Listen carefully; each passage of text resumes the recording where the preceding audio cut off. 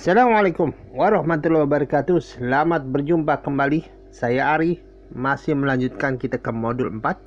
Sekarang ke modul 4 bagian kedua tentang strategi sugesti tidak langsung atau indirect suggestion. Ini adalah ciri khas dari Milton Erickson ya. Jadi Milton adalah orang yang agak sedikit berbeda dengan teknik-teknik hipnosis yang sudah jalan. Milton menyukai perintah tidak langsung ya, karena kita paham orang tidak suka diperintah. Orang paham orang melakukan seakan-akan itu perintah dari dirinya sendiri, dan itu yang dilakukan oleh Milton. Untuk itu, dalam menjalankan strategi komunikasi ini, Milton menggunakan beberapa strategi dalam untuk agar orang itu merasa itu adalah ide dari dirinya. Walaupun sebenarnya kita punya kontribusi ya di dalam mengarahkan pikirannya. Nah, sekarang kita juga paham ya, hal yang penting bagi Milton adalah dia meyakini bahwa orang itu berjalan dengan dua pikiran, pikiran bawah sadar dan pikiran sadar.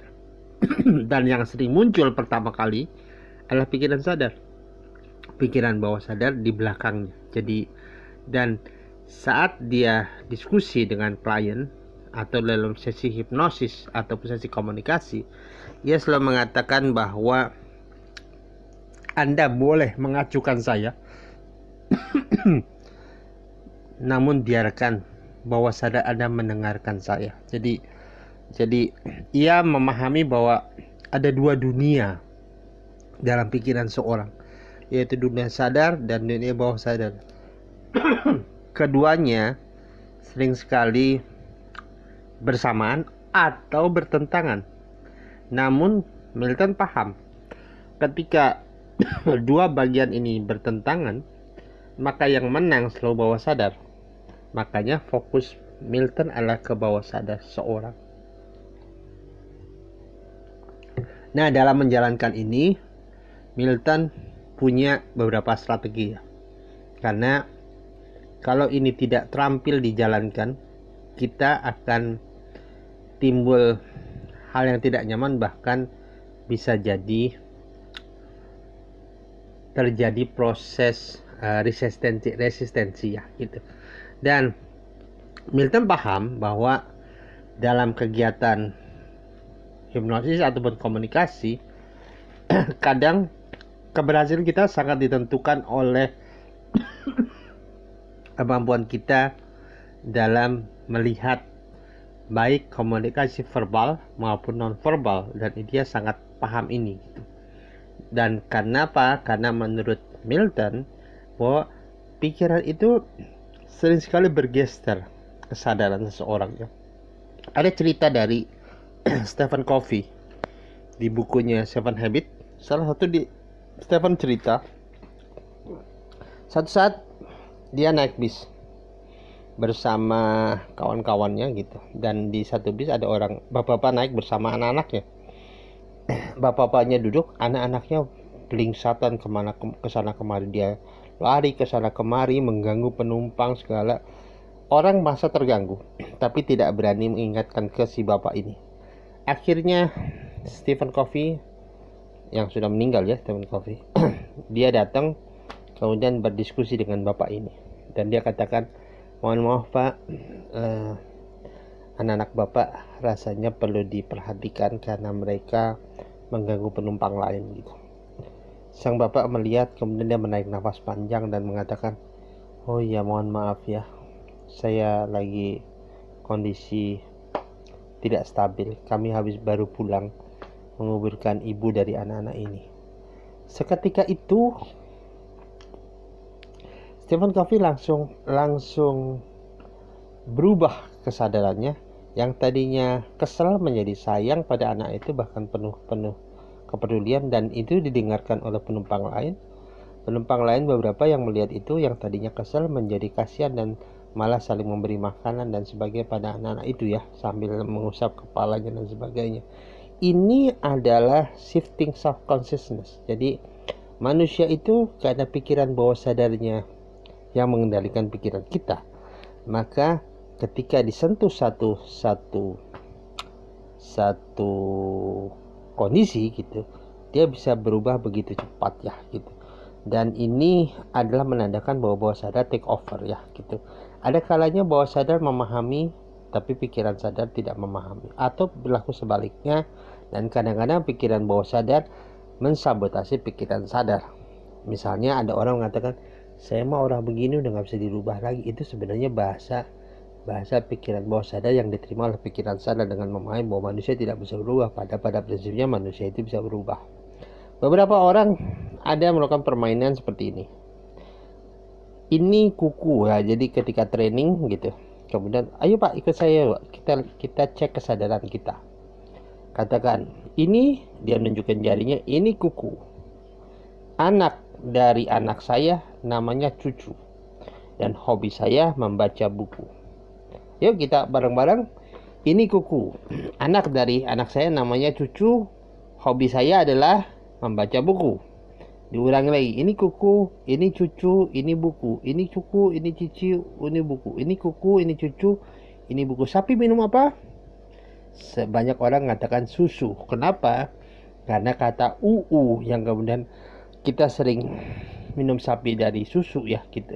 Minum susu dari sapi gitu. Akibatnya yang tergambar adalah susu karena terbingkai oleh kegiatan pertama ya gitu. Jadi dengan kata lain, bawah sadar bisa membuat perubahan begitu cepat dan bisa diarahkan juga sebenarnya bila kita tahu cara mengarahkannya. Nah, Milton mengatakan strategi Milton kurang lebih ada 5 ya. Pertama, truisme, jadi sesuatu yang dianggap benar kita sepakat itu benar. Yang kedua, teknik sentuhan. Yang ketiga, teknik hieset. Yang keempat, permainan kata. Yang kelima, metafor. Ini adalah senjatanya Milton saat dia melakukan kegiatan baik komunikasi hipnosis maupun komunikasi biasa gitu. Nah, kita akan mulai dengan truisme. Apa itu truisme? Truisme adalah sebuah kebenaran yang kita sepakati ya. Kita sepakat kita minum air. Kita sepakat kita butuh makan. Hal-hal yang seperti itu yang dia Milton mencoba mengarahkan untuk apa? Untuk mengurangi resistensi, mengurangi penolakan, mengurangi konflik ya. Karena dengan cara itu orang bersama satu perahu, bahasa sederhananya. Jadi nanti kita belajar pacing leading ya. Pacing adalah bagaimana kita satu perahu dengan klien kemudian bisa mengarahkan. Itu cara kuncinya adalah klien nyaman bersama kita gitu. Dan Milton sangat paham ini gitu. Maka ia biasa dari komunikasi dia menggunakan berbagai macam kata untuk memancing agar bawah sadarnya merespon. Karena pikiran sadar menganalisa, mengidentifikasi, mencoba memahami, pikiran bawah sadar melakukan proses asosiasi dan imajinasi dalam pikirannya. Karena cara itulah pikiran bawah sadar merespon tiap komunikasi. Dan dengan cara itu sebenarnya gerbang seleksi bisa terbuka.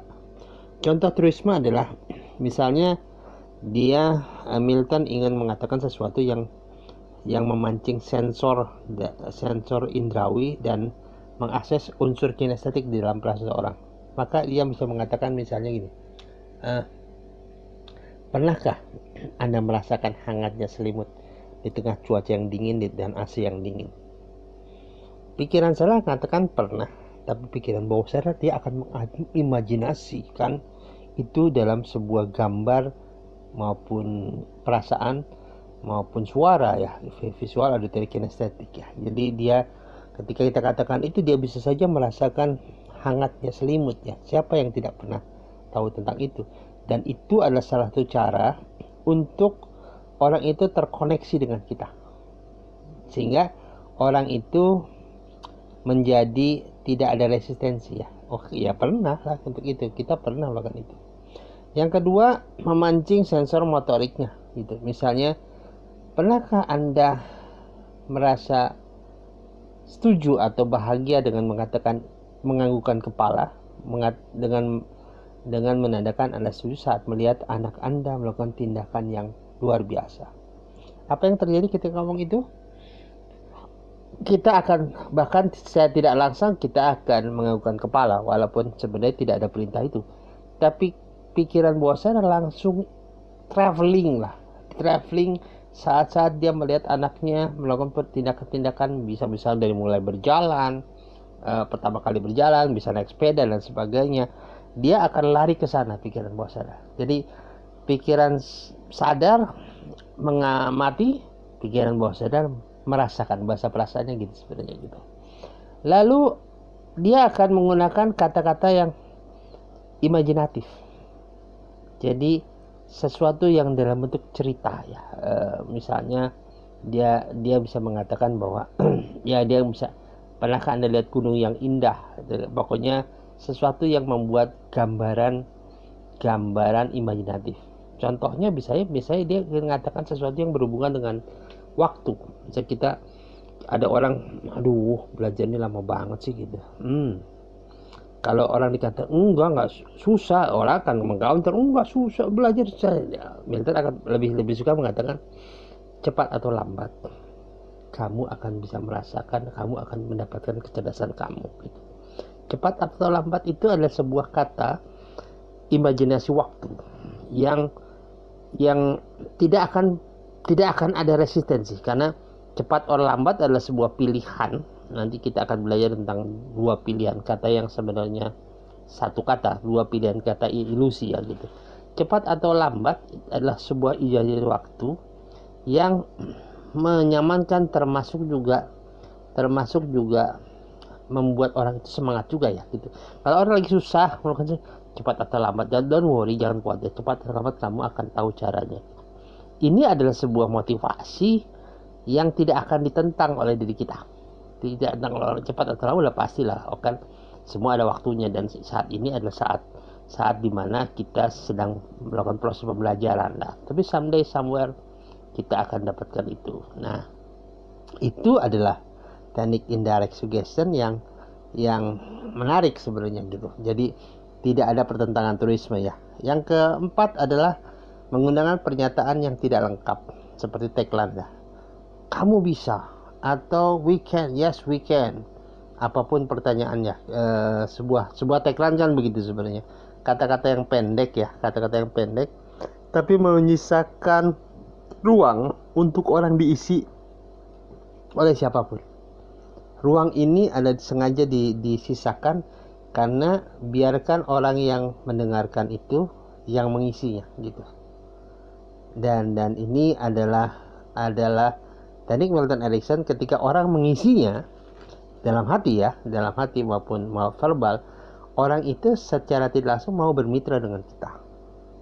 Jadi Milton itu suka, kalau Bapak Ibu suka lihat tagline ataupun judul dari broadcast orang-orang paham Milton ya, biasanya dia akan menggunakan itu untuk memancing rasa penasaran. Misalnya orang itu, ternyata ya murah juga ya gitu, titik gitu. Orang akan bertanya, murah tentang apa nih gitu, dan pertanyaan itu akan membuka pikiran bawah sadar, gerbang seleksi, karena mudah dimasukin. Jadi potongan kata itu sengaja diungkap agar pertama diisi or menjadi pertanyaan, sehingga orang menanti-nanti lanjutan berikutnya apa. Ibarat kita lihat sinetron, diputus di tengah jalan agar terjadi rasa penasaran. Inilah ide dari Milton ya gitu. Berikutnya, strategi berikutnya tentang sentuhan. Nah, Milton banyak beberapa teknik. Orang bisa berkatalepsi dengan sentuhan. Tentu sentuhan tempat yang sopan ya. Dan sentuhan itu mempertegas. Tentu ini tidak bisa berlangsung dalam praktek. Kita harus lihat ya. Misalnya ada di daerah Muslim, orang bersentuhan laki-laki dan perempuan, dia cukup ada nilai tersendiri yang kita perlu perhatikan ya. Dan ini pernah satu kejadian, ada seorang penjahat itu lupa, ini di negeri Muslim ya, mayoritas Muslim. Jadi dia sudah hampir berhasil mengelabui pikiran lainnya, dan dia melakukan proses mirip Milton. Dia melakukan sentuhan di bahu, dan seketika itu semua langkah dia bubar, karena ketika sentuhannya refleks dari wanita yang berjilbab ini menghindar gitu. Dan akibatnya saat yang sama kesadarannya kembali bangkit. Ini yang membuat membubarkan semua strategi yang ada karena dia kembali pada kesadaran utuh gitu. Nah, ada sebuah eksperimen di sebuah toko buku ketika orang baru datang ke toko, kemudian bersalaman ada sentuh bagian atas dari tangannya gitu. Makasih Pak gitu. Dan ternyata hasil risetnya orang yang disentuh bagian atas beli bukunya lebih banyak, lebih lama di toko, lebih banyak diskusi tentang buku dan melakukan review terhadap buku lebih lama ya. Jadi mereka lebih betah di toko, itu intinya begitu sebenarnya. Karena sentuhan ini adalah memberikan sesuatu yang timbul pada unsur kinestetik ya gitu, sehingga mempengaruhi perasaan pikiran seorang ya gitu. Dan kita juga ada satu teknik di Milton, mungkin nanti kita juga belajar, namanya analog marking. Analog marking adalah dalam bentuk verbal, non verbal gitu. Ada juga dalam bentuk sentuhan, disebut dengan anchor. Jadi misalnya saya lagi cerita sesuatu yang membahagiakan, gini loh Pak gitu, saya sambil tentu tangannya, kemudian saya cerita yang bahagia, kemudian saya cerita yang sedih, kemudian saya cerita bahagia lagi, ya nah ini Pak, sampai saya sentuh lagi, sampai 1, 2, 3, 4, 5, sampai 1, 2, 3 atau 4 kali. Begitu saya sentuh, bapaknya juga menjadi ikut bahagia melihat saya gitu. Itu namanya anchor ya. Jadi satu sentuhan analog marking diberikan tanda, ini diberikan sebuah tanda, sebuah sinyal kalau sentuhan berarti saya akan cerita hal yang bahagia gitu. Itu sebenarnya cara melakukan anchor, sentuhan sambil berkomunikasi, dan itu banyak langkahnya di analog marking. Juga dalam bentuk gerakan tangan, ada banyak bentuknya. Insya Allah nanti kita akan masuk ke pola ini, karena ini bagian dari strategi Milton Erickson ya gitu. Yes set. Nah ini juga tanda yes set. Bapak Ibu bayangkan, Bapak Ibu mau naik lift, ting, dari basement ya, kemudian naik lah, kemudian orang mengatakan Pak ke atas ya Pak gitu. Dia pasti ke atas gitu, tapi kata-kata itu mengiyakan. Nah di dalam teknik jualan, bahkan bagaimana teknik, orang yang gunakan yes set, yang mengatakan iya, biasanya lebih mudah dekat dengan kita. Misalnya ada sales mengatakan, Pak, Bapak pasti butuh barang yang berkualitas kan? Akan mengangguk. Bapak pasti butuh barang yang bermerek dan punya desain yang bagus. Bapak pasti ingin barang yang terpelihara, artinya ada tempat maintenance dekat dengan rumah Bapak dan mudah dijangkau, dan kalaupun barang rusak Bapak ingin perbaiki. Betul ya? Gitu. Orangnya akan mengangguk, iya, nah kami punya barang buat Bapak. Jadi yes. Yang keempat biasanya tidak ditolak gitu. Ini cara-cara jebakan yes set ya gitu. Nah di sesi atas, sebelum sesi ini kami maksud saya setelah sesi ini kami akan kirimkan sebuah klip ya di YouTube ya, klip dari TV tentang pensulap merah yang dihipnosis oleh Ferdian dengan secara halus dengan menggunakan strategi yes set. Jangan salah, ini juga sering digunakan para penipu walaupun digunakan jualan gitu. Jadi diberikan sesuatu yang ya, kemudian masuklah sugesti, kemudian lakukan lagi pertanyaan. Jadi sugestinya itu disisipkan di dalam pertanyaan-pertanyaan. Tapi sebelum melakukan itu, kata ya duluan gitu. Karena sesuatu yang ya itu akan memudah mendapatkan persetujuan dari orang yang kita ajak diskusi ataupun kita ajak bicara. Ini adalah strategi Milton Erickson. Keempat, permainan kata.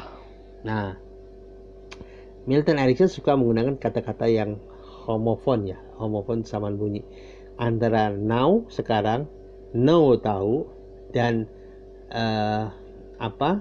itu sering dipakai sebagai sebuah alat untuk mendapatkan persetujuan sekaligus membingungkan. Karena salah satu strategi Erikson nanti kita belajar tentang confusion teknik ya. Sesuatu yang membingungkan itu membuka gerbang bawah sadar dan kita bisa memasukkan data di situ. Nah, permainan kata ini misalnya now, sekarang Anda tahu harus berubah sekarang. Now, sekarang. Now you know that you know to change now. Pokoknya now ini akan membuat orang itu bingung, dan ketika bingung diberikanlah sugesti. Jadi permainan kata dia sangat digunakan oleh Milton Erickson. Terakhir, ia banyak gunakan metafor sebuah cerita ya, dan di baliknya ada pesan. Nah, ini ada cerita Milton bersama dengan seorang anak yang masih ngompol berumur 10 tahun. Namanya Jeffrey. Jeffrey ini menarik karena bolak-balik orang tuanya menghukum dia tentang ngompolnya, tapi tetap aja masih, sampai dia pernah di gereja karena mereka tuh sering ke gereja ya. Gereja itu sampai dia meminta pendetanya untuk anak-anaknya diberdoa agak kencang gitu. Mudah-mudahan Jeffrey tidak ngompol lagi dan sebagainya. Sampai anak itu dipermalukan karena ditaruh tulisan pakai semacam tanda lah bahwa dia anak masih ngompol dan sebagainya. Jadi Milton menyuruh ibu dan orang tuanya membawa Jeffrey ke kantornya. Kemudian Jeffrey datang sampai dipegangin sama orang tuanya. Jadi karena Jeffrey males itu, dari mulai tangan kiri dan kanannya, tangan kiri ibunya, tangan kanan bapaknya gitu. Kemudian Milton datang melihat itu. Kemudian Milton minta orang tuanya keluar dan menutup pintu gitu. Jeffrey duduk teriak-teriak lah karena kesel ya, mungkin gak suka gitu. Tapi teriak, kemudian Milton, ya bagus, lakukan, lanjut teriak. Setelah itu saya ya, katanya. Jeffrey kemudian ngelihat Milton, oke. Kemudian saat dia berhenti teriak, Milton kembali teriak. Wow, begitu Milton selesai, nah sekarang kamu lagi teriak. Jeffrey kembali teriak gitu. Milton, oke. Begitu berhenti, Milton lakukan lagi. Dan akhirnya Jeffrey terlibat di dalam permainan ya. Permainan itu, kemudian, nah, kita Milton, sekarang teriak udah, sekarang kamu di situ duduk, saya di sini duduk. Oke? Nah, sekarang kamu dengar, nanti saya bicara. Setelah itu kamu dengar, kamu bicara, saya dengar gitu. Jadi dari permainan itu menjadi sebuah permainan, dan Milton bercerita tentang Jeffrey. Jadi dia sama sekali tidak bicara ngompol. Milton cerita, Jeffrey, saya dengar kamu senang main baseball dan kamu bagus bermainnya. Kamu luar biasa, dipujilah, karena permainan baseball itu adalah koordinasi antara tangan, mata, dan gerakan badan. Dan ini sangatlah susah. Tidak semua orang bisa mengatur koordinasi itu. Dan kamu anak yang luar biasa. Gitu. Kemudian Jeffrey diajakin terus pokoknya cerita baseball menarik Jeffrey karena dia pemain baseball dan suka baseball gitu. Kemudian Jeffrey, oke, sekarang kamu nanya, saya dengarkan. Jeffrey bertanya lagi tentang baseball segala, dan akibatnya terjadilah koordinasi dan komunikasi yang akrab antara mereka tentang baseball gitu. Dan apa yang terjadi? Jeffrey akhirnya sering main ke kantornya untuk cerita baseball, dan ngompolnya tidak lagi tidak lagi terjadi gitu. Kenapa? Karena di balik itu Milton memisikan pesan, kamu adalah orang yang jago mengatur kebiasaan, mengatur tubuhmu, bisa berkoordinasi dengan pengertian dia ngerti cara untuk tidak kencing lagi atau pipis lagi di saat tidur lah gitu. Dan ini membuat Jeffrey sadar secara sendiri. Bahkan di dalam sesi terapi, Milton dalam bukunya menuliskan, saya bahkan tidak pernah mengumpul satu kata pun tentang ngompol gitu. Dan ini adalah sebuah strategi sugesti tidak langsung yang dipermainkan oleh Milton Erickson. Ada banyak strategi ini tentang ini, dan Bapak Ibu bisa cari buku tentang strategi Milton. Pada intinya 5 strategi ini yang sering dipakai. Tentu ada banyak lagi kisah Milton, karena kisah Milton itu luar biasa ya. Beliau adalah seorang yang aktif ya, bukanlah orang yang pasif ya, gitu. Karena tiap hari sampai meninggalnya dia dikunjungi oleh banyak orang, dari mulai psikolog, surat kabar, klien dan sebagainya, dan dia orang yang aktif, sehingga strategi polanya akan terus berkembang saat dia mengembangkan teknik. Dan bagusnya dia punya beberapa penerus ya dan terus mengembangkan pola-pola Milton ini dengan prinsip-prinsip yang dipegang. Baik Bapak Ibu, inilah sesi terakhir dari modul 4 kita. Berikutnya kita akan belajar tentang strategi komunikasi Milton Erickson, dan dimulai dari strategi hipnosis, kemudian masuk ke strategi komunikasi dalam kehidupan kita. Karena mau tidak mau kita harus paham juga bagaimana sebuah strategi ini digunakan di dalam kegiatan hipnosis terapi, sekaligus juga paham bagaimana para penjahat hipnosis mencoba mengakali kita dengan teknik Milton ya gitu. Jadi kalau kita tahu polanya, maka kita tidak bisa kerjain, namun kita bisa gunakan pola itu untuk kegiatan lain, coaching, counseling, selling, parenting, dan berbagai macam strategi komunikasi lain. Makasih, sampai ketemu ke modul 5 ya. Makasih. Assalamualaikum warahmatullahi wabarakatuh.